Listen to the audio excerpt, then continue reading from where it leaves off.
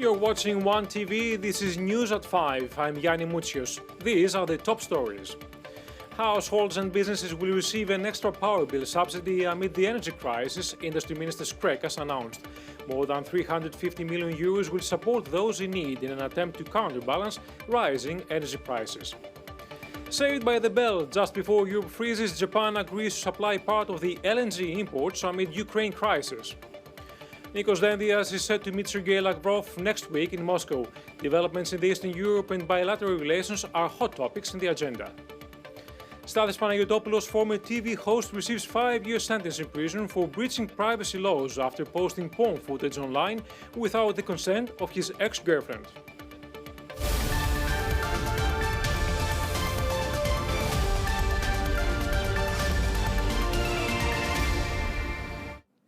Greece will continue to subsidize power bills for households and businesses facing soaring energy prices for a 6th consecutive month in February, Minister Energy Kostas Skrekas said on Wednesday. The cost of the scheme amounts to 2 billion euros. The government spent about 1.7 billion euros from September till January to subsidize electricity and gas bills for households, businesses and farmers.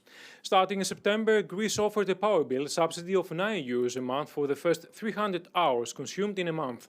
The subsidy increased to 18 euros in October, 39 euros in November and 50 euros in December equally. The average monthly subsidy for electricity consumption of up to 300 kilowatt-hours is estimated at 39 euros for February, Minister of Energy said.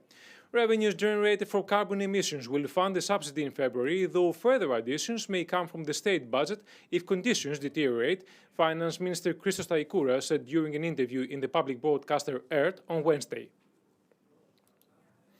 Now, let's take a look at the international news.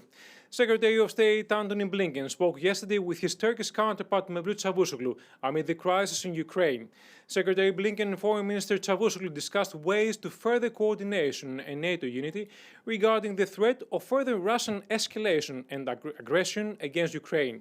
Blinken emphasized the U.S. shared commitment to Ukraine's sovereignty and territorial integrity, whereas he also noted President Erdogan's engagement in support of a diplomatic resolution.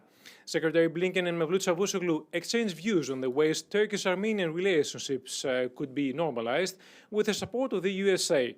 Relations between Turkey and Armenia have turned hostile following the Nagorno-Karabakh conflict last year, where Turkey stood shoulder to shoulder with Azerbaijan and provided reinforcement both on the ground as well as with Turkish-made UAVs. U.S. Secretary in Turkey's Ministry of Foreign Affairs Çavuşoğlu also reviewed opportunities to maintain a robust U.S.-Turkey bilateral relationship, according to the U.S. State Department office. Minister of Foreign Affairs Nikos Dendias is to meet Sergei Lavrov February 18th following Prime Minister Kyriakos Mitsotakis' summit meeting with President Putin in December, Foreign Minister spokesperson Alexandros Papaioannou announced at a press briefing on Wednesday. Dendias and Lavrov are expected to discuss the bilateral relations of Greece and Russia, the cooperation on cultural and economic issues, as well as the developments in Eastern Europe. Greek MFA spokesperson Alexandros Papaioannou said that Greece is a member state of the European Union and NATO. However, it always supports the view that maintaining diplomacy channels of discourse open is crucial. We consider Russia to be a key and integral part of the European security architecture, Papaioannou said. Greece supports the view that the need for de-escalation is vital, and this is a message that needs to be passed on to the Russian side, as well as to all those involved. An escalation will be to no one's interest, Ministry of Foreign Affairs spokesperson emphasized. Japan will provide part of its liquefied natural gas imports to Europe from March as simmering tensions between Russia and the West over Ukraine undermine energy security in the region, Industry Minister Koichi Hakida said on Wednesday. Hakida told reporters after separately meeting EU Ambassador to Japan, Patricia Flohr, and US Ambassador to Japan, Rahm Emanuel, that the Japanese government took account of requests from the United States and the European Union in making the decision, as well as a gas shortage in Europe.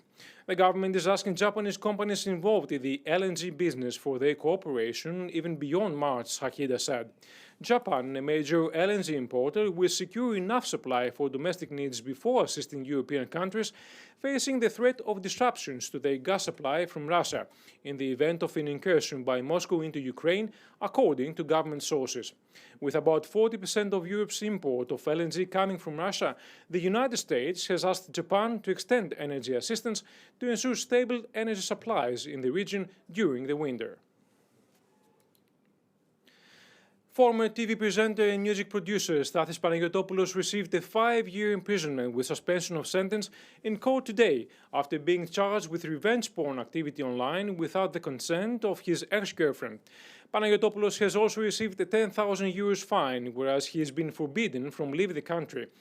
Former TV presenter did not appear in court, whereas the 30-year-old victim of the revenge porn case testified her traumatic experience in front of the jury. The 59-year-old TV host, former co-host of the famous Greek satirical TV program Radio Arvila, has been charged with repeatedly posting online sex footage involving his ex-girlfriend.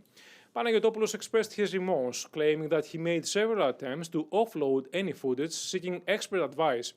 Panagiotopoulos' defense lawyer claimed that no personal characteristics of the woman's face have been exposed. The dissemination of child pornography has exploded during the pandemic. NGOs warned on Safer Internet Day, applying pressure on the European Commission to present its initiative to counter the phenomenon following months of unexplained delays. According to the Internet Watch Foundation, the largest European hotline for reporting child sexual abuse material, the circulation of webcam-generated sexual content has surged almost fourfold compared to pre-pandemic levels. Experts believe that the exponential growth in disseminating this type of content results from the increased time children spend at home due to lockdowns. The NGOs point to the recent findings of Europol on child sexual exploitation, with more than 46 million unique images or videos of child abuse in its repository. In 2020, 86% of all known child sexual abuse material discovered online by the Internet Watch Foundation was hosted in Europe. Now let's take a look at the weather forecast. Today, sunny spells throughout Greece, let alone a bit chilly, with temperatures ranging in Athens between 5 and 13 degrees Celsius. During the night, temperature will drop to 4 degrees Celsius. Clear skies with visibility exceeding 10 kilometers. That's all from us now. Next news update in Greek at 6 o'clock. Goodbye for now.